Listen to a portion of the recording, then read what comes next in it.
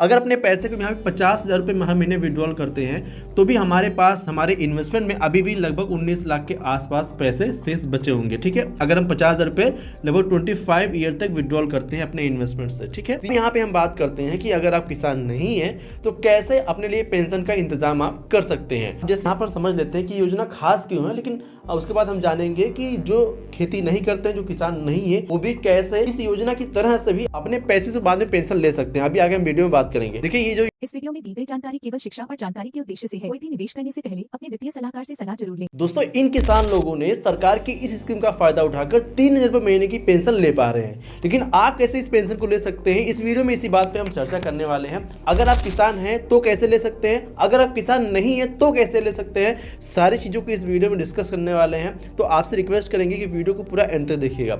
दोस्तों, यहाँ पर सरकार ने एक योजना लॉन्च की है, एक योजना शुरू की है, जिसके तहत किसानों को जिनके पास खेत है, जो खेती करते हैं, उनको यहाँ पे सरकार 3,000 रुपये महीने की पेंशन दे रही है। दोस्तों, इससे पहले जो किसान सम्मान निधि योजना का जो किस्त आ रही तो आ ही रही है किसानों को, लेकिन यहाँ पे जो पेंशन मिल रही है ये कैसे मिल सकती है, इसी के बारे में इस वीडियो में डिस्कस करने वाले हैं। अगर आप खेती करते हैं तो भी आप कैसे ले सकते हैं, और बहुत सारे ऐसे भी लोग होंगे कि जो लोग खेती नहीं करते होंगे, या फिर बहुत सारे ऐसे भी लोग होंगे जो किसान तो होंगे लेकिन उनके पास कितना खेत होना चाहिए, उनके पास कितना मिनिमम खेत हो या फिर कितना मैक्सिमम खेत हो, तब जाके किसान उनको पेंशन देगी। सारी चीज़ों को इस वीडियो में समझेंगे। और अगर आप किसान नहीं भी हैं, आप खेती नहीं भी करते हैं, आप सिंपली जॉब करते हैं आज, तो भी कैसे आप इस पेंशन का लाभ उठा सकते हैं। क्या आपको पेंशन नहीं मिल सकती? नहीं, भले ही सरकारी पेंशन आपको ना मिले, लेकिन आप कैसे उस पेंशन को बिल्ड कर सकते हैं, इसी के बारे में इस वीडियो में हम डिस्कस करने वाले हैं। तो वीडियो को लाइक कीजिएगा, चैनल को सब्सक्राइब कीजिएगा, क्योंकि आपके लिए इसी तरीके से इंटरेस्टिंग वीडियो हमेशा हम लेकर आते रहते हैं। दोस्तों, चलिए वीडियो की शुरुआत करते हैं। दोस्तों, आपको पता है भारत हमारा कृषि प्रधान देश है, और यहाँ पर उत्तर प्रदेश, बिहार और बहुत सारे ऐसे राज्य हैं जहाँ पर खेती बहुत ज़्यादा होती है, और यहाँ पर जो किसान भाई हैं उनको यहाँ पर आर्थिक तंगी का जो कि सामना करना पड़ता है। कभी बाढ़ तो कभी सूखा, बहुत सारी ऐसी चीज़ें होती हैं जिसकी वजह से यहाँ पर जो किसान है ये अपने लिए कुछ पैसे बचा ही नहीं पाते। आपने बहुत सारी वीडियोस में या फिर अपने आसपास भी देखा होगा, जो लोग खेती करते हैं, जो लोग किसान हैं, वो बिल्कुल गरीब आपको दिखते हैं कि मतलब ये बेचारे बहुत ही गरीब है, इनके पास कोई पैसा नहीं होता कि अपने वो फ्यूचर के लिए पैसे जोड़ पाए। वो आज की ही कमाई वर्तमान में खर्चे करने में वो परेशान होते हैं, अपनी ज़रूरत की चीज़ों को पूरा करने में परेशान होते हैं, तो फ्यूचर के लिए क्या ही बचाएंगे। तो ऐसे में सरकार ने जो योजना लॉन्च की गई है, यहाँ पर जो छोटे किसान हैं, जिन्हें सीमांत किसान भी कहा जाता है, जिनका खेत 2 हेक्टेयर से कम है, ठीक है, 2 हेक्टेयर से कम जिनके पास खेत है, उनको यहाँ पे सरकार इस योजना का लाभ दे रही है, जिस योजना में उनको 3,000 रुपये महीने की पेंशन की राशि दी जाती है। अब इसके लिए क्या करना होता है दोस्तों, सबसे पहली चीज़ तो यहाँ पे ये है कि ये भारत के नागरिक होने चाहिए। ठीक है, भारत के नागरिक होने चाहिए, साथ में यहाँ पर इनकी उम्र 18 से लेकर 40 के बीच में होनी चाहिए, ये इनकी उम्र होनी चाहिए, और भारत के नागरिक होने चाहिए। साथ में यहाँ पे 2 हेक्टेयर से कम उनकी जो है कि खेती होनी चाहिए। अगर 2 हेक्टेयर से ज़्यादा उनकी खेती है तो इस योजना का लाभ नहीं ले पाते। दोस्तों, इस योजना का लाभ सबसे मुझे अच्छा ये लगता है कि जब तक किसान यहाँ पे जीवित तब तक वहाँ उसको पेंशन मिले रही पूरे जीवन भर, लेकिन अगर उस किसान की डेथ हो जाती है, अगर उसको मृत्यु हो जाती है, तो उसकी जो पत्नी है उनको उस पेंशन का आधा पैसा उनको मिलता रहता है, मतलब उनकी जीविका चलाने के लिए। मतलब अगर इनको 3,000 रुपये की पेंशन मिल रही है तो यहाँ पर ये 1,500 रुपये उनकी पत्नी को मिल सकता है। अगर उनकी डेथ वगैरह हो जाती है, उनके हस्बैंड की जो पेंशन धारक है, अगर उनकी डेथ हो जाती है तो यहाँ पर 1,500 रुपये उनकी पत्नी को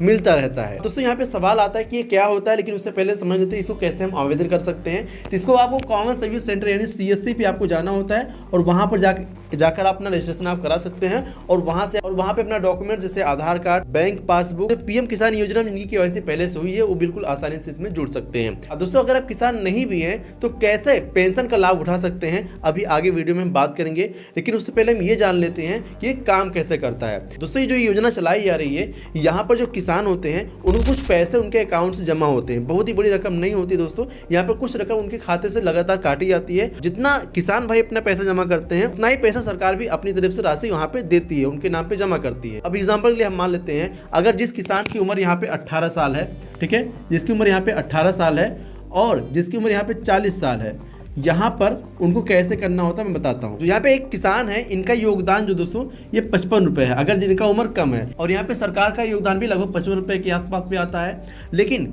जिनकी उम्र ज़्यादा हो चुकी है, जैसे जिनकी उम्र 40 साल के आसपास हो चुकी है, इनका योगदान थोड़ा सा ज़्यादा होता है, ये लगभग 200 रुपये महीने के आसपास में होता है, और यहाँ पर सरकार भी 200 रुपये का योगदान यहाँ पे देती है। ठीक है, तो ये पैसा उनके अकाउंट से जमा होता है, कटता है और 60 साल के पहले तक जमा होता रहता है। लेकिन जैसे ही 60 साल पूरा होता है उनको वहाँ पर उसके बाद पेंशन मिलना चालू हो जाती है। लगभग 3,000 रुपये महीने की यहाँ पे पेंशन मिलने लग जाती है। अब दोस्तों यहाँ पर समझ लेते हैं कि योजना खास क्यों है, लेकिन उसके बाद हम जानेंगे कि जो खेती नहीं करते हैं, जो किसान नहीं है, वो भी कैसे इस योजना की तरह से भी अपने पैसे से बाद में पेंशन ले सकते हैं। अभी आगे हम वीडियो में बात करेंगे। देखिए ये जो योजना है खास क्यों हो जाती है कि बुढ़ापे में सुरक्षित आय मिलती रहती है। जो किसान है अपने बेचारे को पैसे जोड़ नहीं पाते हैं, वर्तमान में खर्चे करने में परेशान होते हैं, तो अपने फ्यूचर के लिए पैसे को क्या ही जोड़ेंगे। दूसरा यहाँ पे कम प्रीमियम जमा होता है, सरकार भी उतना प्रीमियम जमा करती है अपनी तरफ से, जिसकी वजह से उनके ऊपर बहुत ज्यादा लोड नहीं पड़ता है। और तीसरा चीज दोस्तों यहाँ पे बुढ़ापे में उनके पास एक इनकम आती रहती है, भले वो खेती ना करें, अपने सर्वाइवल के लिए पैसे पाते रहते हैं। उनकी उम्र बढ़ जाती है तो बहुत ज्यादा किसी के ऊपर डिपेंड नहीं रहते, अपने खर्चे अपनी दवाइयों का खर्च उनको मिलता रहता है। तो मेरे हिसाब से दोस्तों जो किसान भाई हैं उनको इनका लाभ जरूर उठाना चाहिए सरकार की इस योजना का। इस योजना का नाम दोस्तों ये है, स्क्रीन पे आप देख सकते हैं। इस योजना का नाम है पीएम किसान मान धन योजना। ठीक है, इस योजना के तहत अगर आप अप्लाई करना चाहें तो जैसे मैंने प्रोसेस बताया उसकी तहत आप कर सकते हैं। अब यहाँ पे हम बात करते हैं कि अगर आप किसान नहीं है तो कैसे अपने लिए पेंशन का इंतजाम आप कर सकते हैं। जैसे यहाँ पे इस फॉर्मूले को देख रहे हैं, सरकार आपसे कुछ पैसे जमा करवा रही है, ये पैसा आप हर महीने जमा कर रहे हैं और सरकार भी उतना पैसा आपके नाम पे जमा कर रही है, अपना योगदान दे रही है, जिसके बाद आप अपने जो कि 60 साल के बाद में अपना एक अमाउंट सरकार आपको पेंशन के रूप में देती है। लेकिन अगर आप किसान नहीं है या फिर आपके पास उतना खेत ज्यादा है तो आप कैसे यहाँ पे कर पाएंगे, अब इस योजना का लाभ नहीं उठा पाएंगे, तो आप किस तरीके से अपने लिए पेंशन का प्लान बना सकते हैं। चलिए मैं आप उस पर डिस्कस करते हैं। दोस्तों इसी कॉन्सेप्ट पे काम करता है SIP प्लस SWP। ठीक है, SIP प्लस SWP।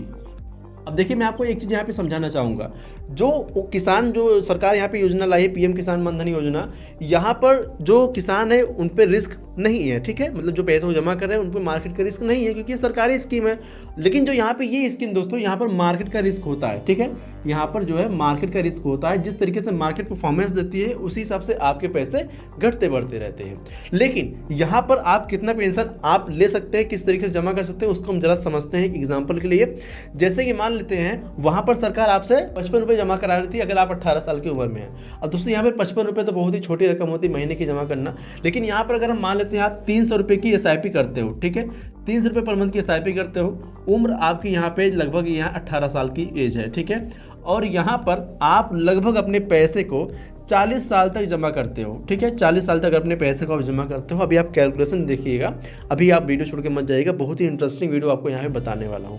आज यहाँ पे 300 रुपये आप महीने के जमा कर पा रहे हो, लेकिन आप ध्यान दीजिएगा यहाँ पर भी रिस्क शामिल होता है, लेकिन लॉन्ग टर्म में अगर अपने पैसे को आप जमा करते हो तो लॉन्ग टर्म में आपका रिस्क यहाँ पे मिनिमाइज हो जाता है। ठीक है, एंड यहाँ पे अगर 40 साल अपने पैसे को आप जमा कर रहे हो SIP में, तो लगभग अगर आपको 15% का हाइपोथेटिकल रिटर्न देखने को मिल जाता है मार्केट से।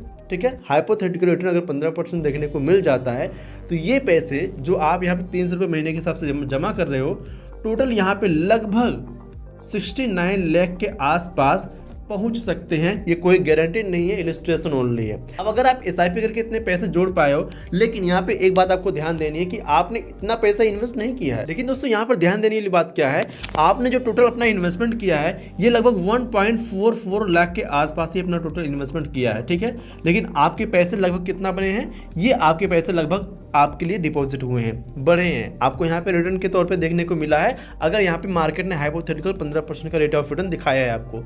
अब दोस्तों अगर ये पैसे आपने जोड़ लिए, अब आपको करना क्या है कि यहाँ पर SWP में आपको पैसे इन्वेस्ट करने होते हैं। SWP आपको करना होता है दोस्तों, ये भी मार्केट लिंक्ड होता है, यहाँ पर भी मार्केट का रिस्क होता है। लेकिन यहाँ पे समझने वाली बात क्या है, अगर आप इस पैसे को SWP में इन्वेस्ट कर देते हो, ठीक है, सिंपली SWP में आप इन्वेस्ट कर दोगे। देखो SWP क्या है, SWP का मतलब होता है दोस्तों सिस्टमेटिक विड्रॉल प्लान, मतलब हर महीने आप एक फिक्स अमाउंट अपने इन्वेस्टमेंट से आप निकाल रहे हो। ठीक है, अपने SIP करके ये अमाउंट जोड़ लिया। अब इस अमाउंट को अगर आप SWP कर देते हो इतने पैसे की, तो यहाँ पे अगर आप 10,000 रुपये महीने विड्रॉल करते हो, ठीक है, SWP से। अब SWP में क्या होता है दोस्तों, यहाँ पर भी एक तरीके का फंड होता है जैसे बैलेंस एडवांटेज फंड। यहाँ पर आपके पैसे जैसे इक्विटी प्लस डेट में लगे होते हैं, जहाँ पे जो रिटर्न लगभग आता है ये हम मान सकते हैं 8 से लेके 10 से 12% के आसपास आपको यहाँ पे रिटर्न देखने को मिल जाता है। तो यहाँ पे मिनिमम मान लेते हैं कि हमें अगर 8% का यहाँ पे देखने को मिल जा रहा है रिटर्न, और 10,000 रुपये हम हर महीने विड्रॉल कर रहे हैं अपना इतना अमाउंट SWP करने के बाद में, तो ये पैसे कितने चल सकते हैं दोस्तों। अगर ये पैसे हम लगभग 25 साल तक ऐसे ही निकालते रहते हैं तो हमारे जो पैसे टोटल निकलते हैं, हमने यहाँ पे टोटल विड्रॉल अपना लगभग 30 लाख के आसपास किया होगा।